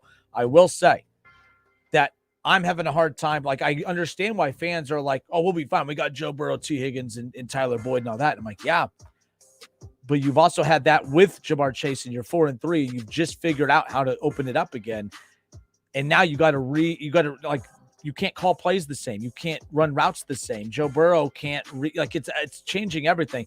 I just have a hard time believing that although I like the offense that they have, they're too explosive for me to say that they are going to be ass without Jamar Chase. I also don't see how they're going to be explosive without Jamar Chase, but I know that sounds weird saying it too. Help me out. 518-1410. I see Jerry and Shaw and some others on hold. We have a couple lines open. 518-1410. Bengals fans, I want to hear from you. Where are you at with this? Are you concerned at all? Or do you believe Joe Burrow, T. Higgins, Tyler Boyd, that's more than enough to get through the next 4 to 6 weeks without him? 518-1410. Or are some of you panicking? I think both reactions are valid. I think those of you who think it's okay and you'll be fine, I could see why you say that, but I also understand those who are panicking. I don't know what it's like to have an elite wide receiver, so I have no idea how to react to this. All right, folks, we'll be right back. 518-1410. That's the number to call.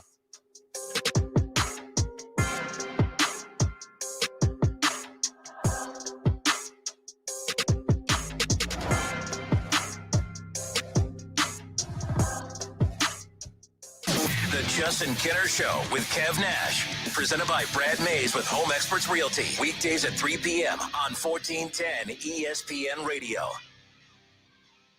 ESPN 1410 Wing AM weather.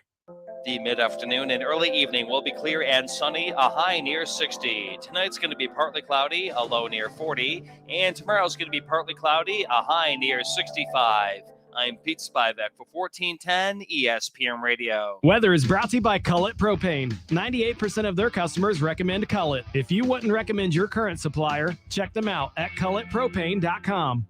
You can't get much for $5 these days, unless you go to Wendy's for a $5 Biggie Bag. Get your choice of double stack, junior bacon cheeseburger, or crispy chicken BLT, plus 4-piece nugs, fries, and a drink, all for just $5.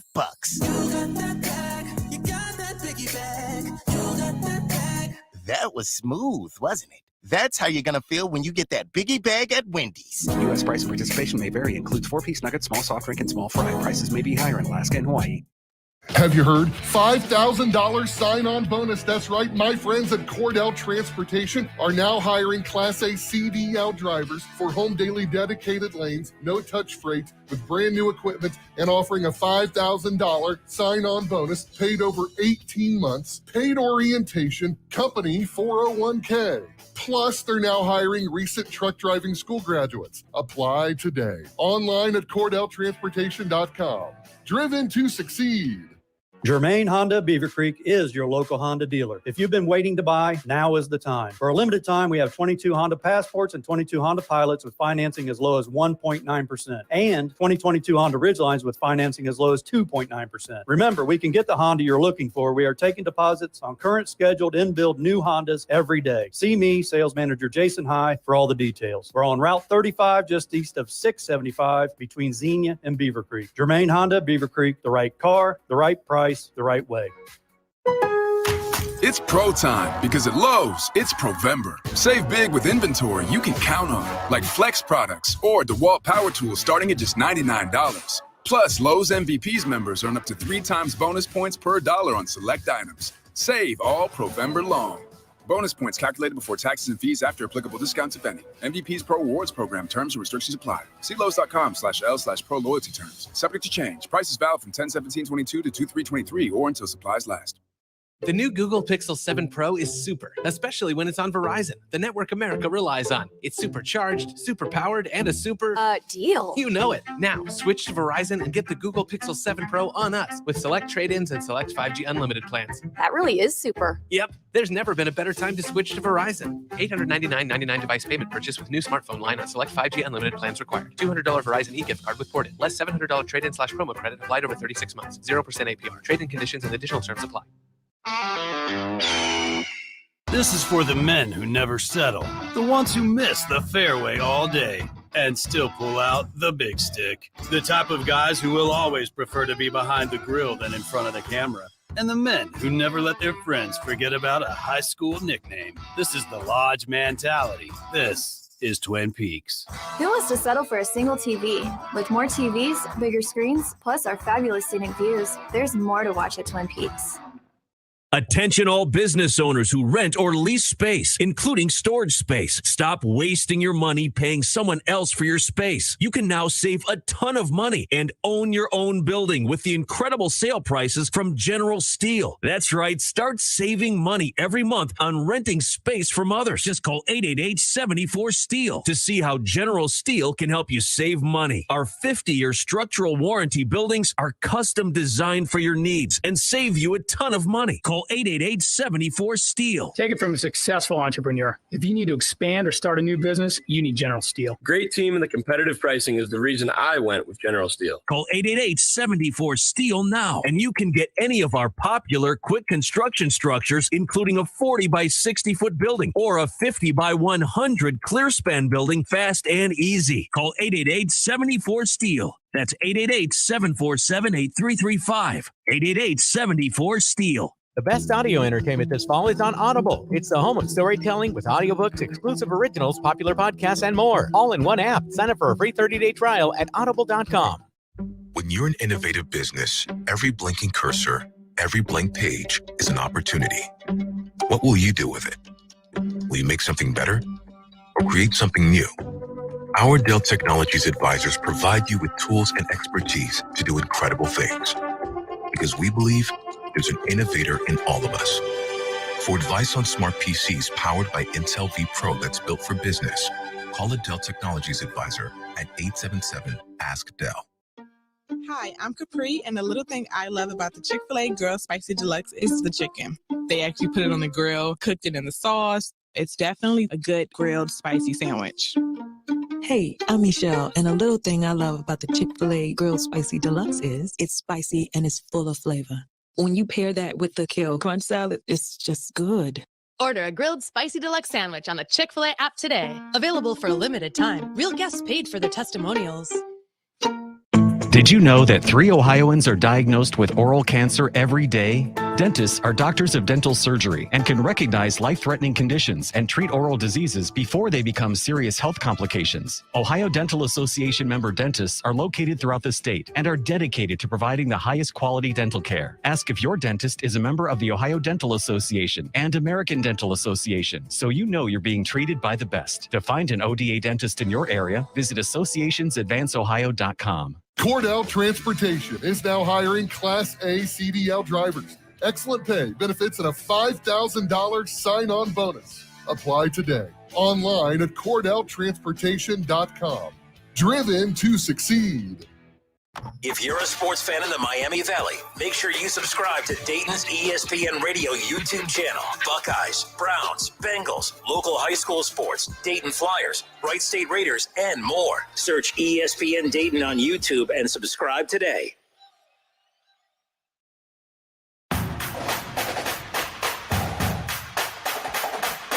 All right, and we are back. I'm Justin Kinner, hanging out with you here on Dayton's ESPN radio station, 1410 Wing AM.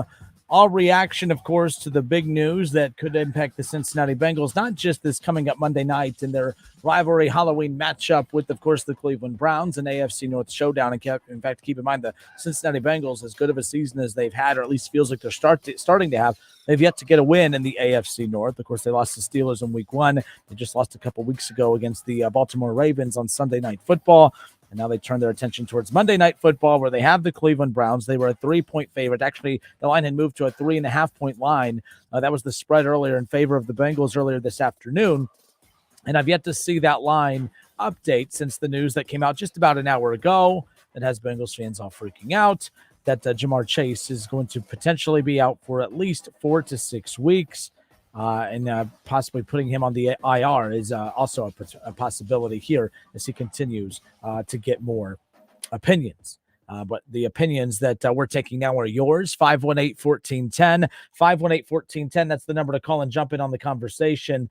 Reaction, of course, to this Jamar Chase injury news and how it impacts the Cincinnati Bengals.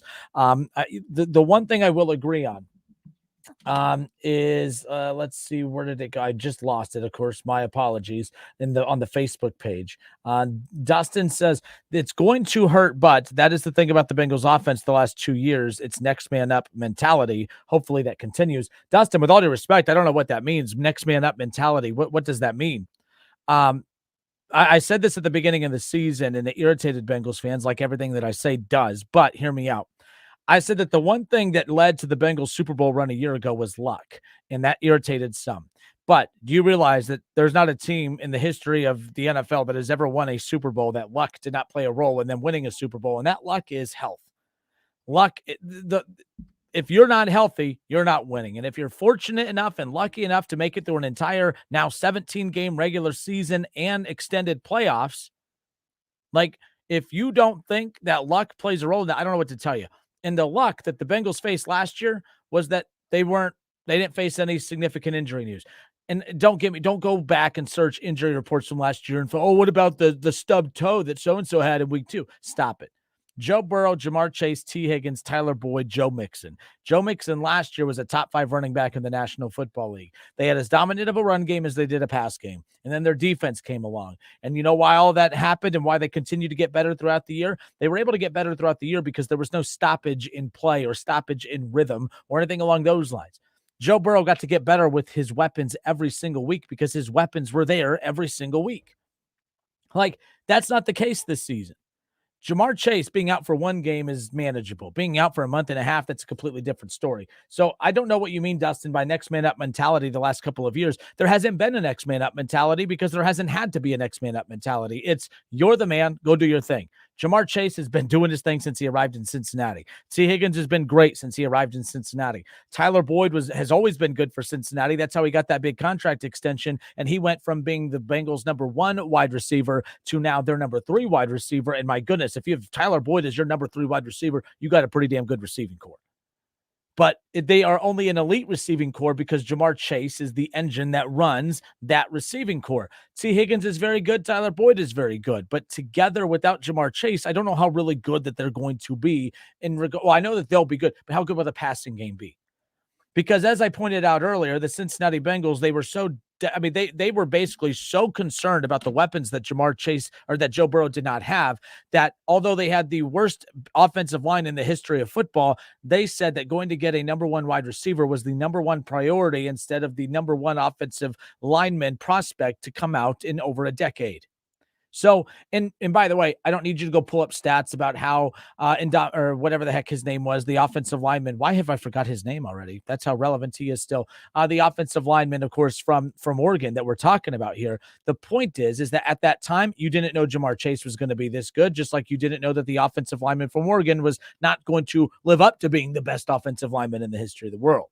Bottom line is it was up to them to make sure that they went with the safest pick to make sure that they protected their investment. They didn't do it. Now it paid off because Jamar Chase ended up being that damn special. But they said that Joe Burrow's safety wasn't a concern, that making sure he had a weapon was, that was the number 1 priority. Well, that number 1 priority is no longer on the field for the next month and a half. It's going to have a huge impact on this team.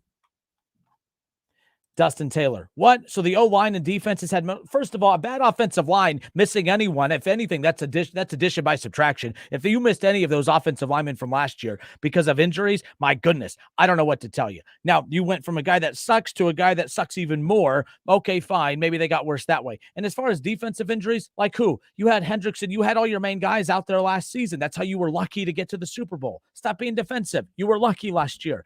Luck has a lot to do with how healthy you are. And the Bengals were one of the luckiest teams last year to not have any COVID outbreaks, to not have any stoppage of play over the last 2 years because of COVID. So no, you're not going to win that argument with me. I said coming into this season that the Bengals were not going to be as successful as last year because there's no way in hell that they were going to be able to be fortunate enough to remain healthy for 2 straight years. And that's basically what we're dealing with now. Keep an eye on Trey Hendrickson. That's another big name that could be out coming up this potential on Monday night. So the question I threw out there is, I can understand why some Bengals fans are saying, you know what, we're going to be fine. We have T. Higgins and Tyler Boyd and Joe Mixon.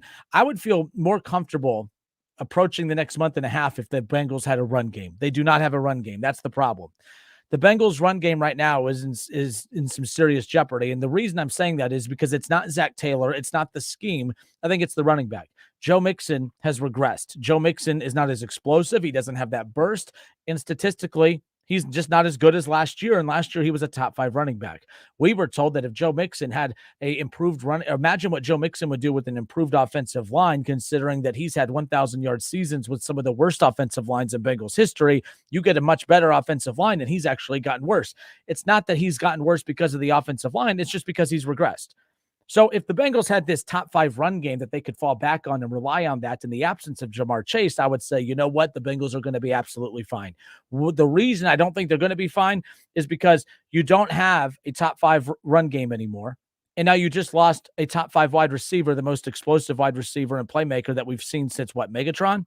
Justin Jefferson's really good, but I really like Jamar Chase just because of the physical stature that he holds. So at the end of the day, I don't know what to say. I don't know what to say. You're not going to convince me otherwise that this team's going to be okay without Jamar Chase. They would be okay without Jamar Chase if they had a run game, and they don't. And for those who like to blame Zach Taylor, as I already pointed out earlier, stop telling Zach Taylor to run the football. Joe Mixon has the 4th most carries in the National Football League. Only Saquon Barkley, Derrick Henry, and Nick Chubb have more carries than Joe Mixon. Joe Mixon's not producing. And now he's not going to be producing as one of the, he has a ton of carries under his belt already. He's going to continue not producing. And now you don't have Jamar Chase. That's a problem. That's a problem. Yes, Stephen Kelly, I see that. Yeah. Kev, by the way, had to step out, but he is ringing the bell from afar. So there's that. Real quick before we close it out, let's go who we got? Let's go to Logan. Logan, how are you, sir? Welcome. Logan. All right. Jerry, how are you, sir? Jerry. All right. Shaw, you're up, sir. What's up? How you doing, brother? Thank you for holding. We only got a couple minutes, but close us out with your thoughts on this injury and what it means to the Bengals. It kills the Bengals, I think. Hey, we agree on something. I'm going to give you a couple more minutes now. I don't see what this offense does now that he's out, because we've never seen Higgins be a number 1 in the NFL. For those of you that are going to throw it at me and say he was a number 1 at Clemson, this is a whole different level. Now you have to move the whole offense all around to try to figure out what to do to cover up what Chase does. And I think what we're also going to see is all the things that Chase does when he doesn't get the ball. I think that's going to be the most important thing, as in taking safeties off of Higgins, taking safeties off of Boyd, taking linebackers away, so the middle of the field isn't going to be as open for tight ends. I do agree with the writer earlier on that was talking about that. I think they need to use the running backs in the passing game more now. That can be an option for them to do, and I think they need to use Chris Evans a little bit more. Where I think you might get upset with me a little bit is they do need to run the ball more, and I understand your point with they're already handing the ball to Mixon 3rd or 4th most carries in the NFL. What I'm talking about is possibly, because I haven't watched enough of them to know exactly when those carries are coming. Are they coming all in 1st down? Are they coming all in 2nd down? And then they're passing 3rd down, which with Burrow, I don't think that's how it's happening. Not be so predictable when the run is coming, but rely on Mixon more and rely on that quote unquote new and improved offensive line and actually see what's going on. All that seems like very negative things to me, and I don't see how that's going to work out. So everyone wants to act like this is going to be a 4-0 stretch, 6-0 stretch when Chase is gone. I think your ceiling's 4-2, and the floor might be 1-5. I don't know which one of those games it is the one, but I'm the Browns this Monday.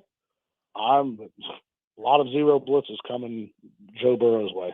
Yeah, the good thing for the good thing, and Shaw, appreciate that. We do agree on that for once. I think that's the first time we've talked and actually agreed on everything. I know what you're trying to say, Shaw, in regards to, run the ball more. Yeah, look, Joe Mixon has the 4th most carries in the National Football League behind Nick Chubb, Derrick Henry, and Saquon Barkley. The difference is those three running backs ahead of him, they're actually producing. Joe Mixon's not. That's the problem. So I know what you're saying. They need to rely on the run more. Maybe they start running the ball more. But you continue to feed Joe Mixon, who's just not producing. We're heading into week 8. He's yet to have one 100-yard game. So I don't know if you continue running, but get Chris Evans, get other guys involved. I don't know what the answer is, but I also understand why, for those who say Zach Taylor needs to run more, Zach Taylor's probably running more than he wants to, considering he knows that even in practice, Joe Mixon's not contributing. But hey, you got to try to find a way to balance it out and hope that they're able to strike somewhere. The good thing is for the Bengals, Joe Mixon's going up against one of the worst run defenses in the National Football League. Joe Mixon could have a breakout game on Monday, and we may not notice the absence of Jamar Chase as much. That would be brutal for me as a Browns fan. Upcoming games without Jamar Chase over the next 6 weeks. They're at Cleveland on Monday night, then they got Carolina. They'll be favored against Carolina. It'll be a lot.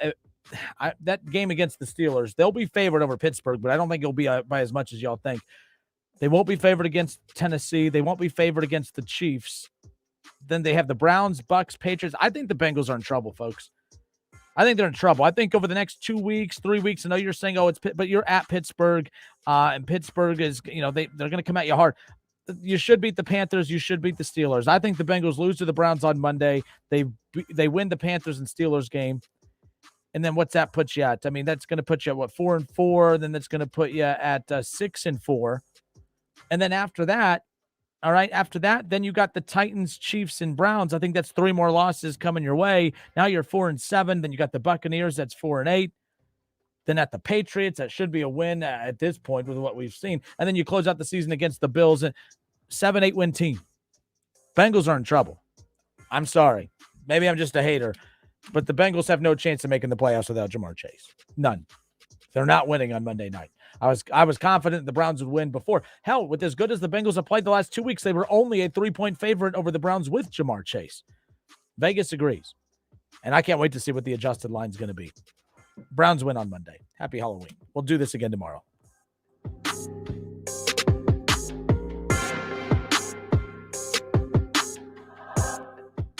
Listen, stream, watch. It's the Justin Kinner Show with Kev Nash right here on Dayton's ESPN Radio, 1410 Wing AM. Staples stores are a new world of possible with innovative tools for small business and remote workers and learners. Explore more at your local Staples store or staplesconnect.com. We make decisions every